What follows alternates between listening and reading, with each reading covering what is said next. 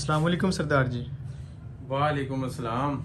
तकरीबन 3 से 4 कमेंट आए हैं कि जो आपने मैदे के मुतालिक वीडियो बनाई थी ना, उन्होंने सवाल किया कि हमें भी मैदे का मसला है और हमें अक्सर चिड़चिड़ापन और गुस्सा ज़्यादा आता है।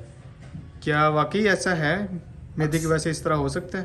अक्सर लोगों को जो मैदे का मसला है ना, और काफ़ी अरसे से दवाइयाँ खा रहे हैं। दवाइयाँ खाने की वजह से कुछ लोगों इधर उधर दवाइयाँ खाते अल्सर वगैरह बन जाता है, तो उसके मैदे के वजह से डिस्टर्बिंग आ जाती है। मसलन ज़हन पे बोझ पड़ जाता है, गैस बन जाती है, तो सिर को चढ़ जाता है।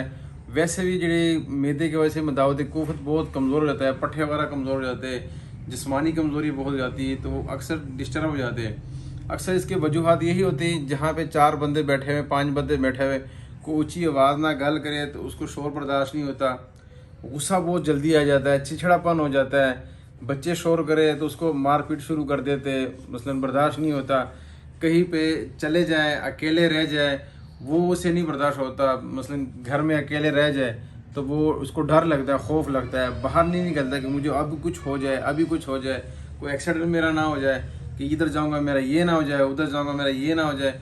ये अक्सर ये मैदे के मसले में ये मसला आता है।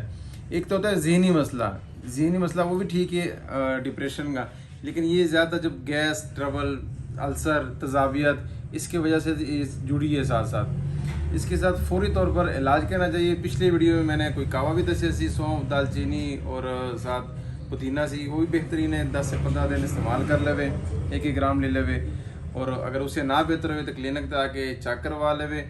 और ये मसला इसके साथ लाजमी होता है। हाँ, इसका ये साथ जुड़िया है, ये डिप्रेशन वगैरह, सिर दर्द भी अक्सर हो जाता है, और साथ जी डर खौफ वगैरह लग जाता है। और ये अक्सर औरतों में ज़्यादा ये मसला होता है।